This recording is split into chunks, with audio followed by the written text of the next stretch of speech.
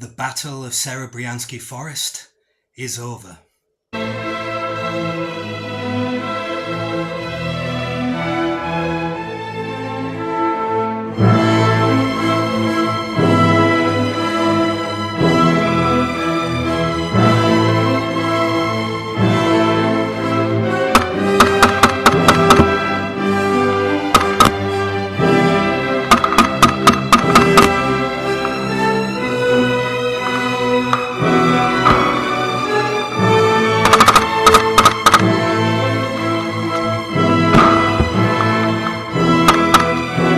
Perhaps the largest pitched battle of the war. 3 years. October 2022. Right to, as I have it from people on the ground, December 2025. Which means that Luhansk region in its entirety is now back under Russian occupation. Hundreds of thousands of casualties, including the wounded. Who knows, it could be 500,000, it could be 750,000. It's by far the largest pitched battle of the war, although it's gone by myriad names. It was called the southern prong of the Kupiansk-Lyman axis. It was the southernmost part of the Kupiansk-Svatova-Kreminna line, although it accounted for all the areas regarding Svatova and Kreminna.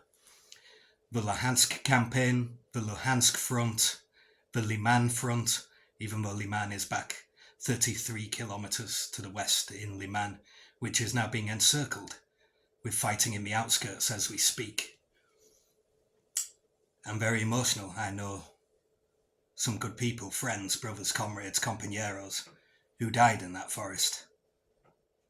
I lost sight in my left eye there and suffered 10 to 12 subcortical brain hemorrhages, or krovoviliviv, krovoizliania, diffuse axonal damage, monocular vision along with myopia, monocular myopia, amblyopia, hemianopia, binasal hemianopia, astigmatism and vitreous damage, nerve damage, all the good stuff. Let no one say that the Russian armed forces don't know what they're doing, because their mortar teams in particular are terrifyingly precise. They fight with lethal precision. 3 years, the longest pitched battle of the war.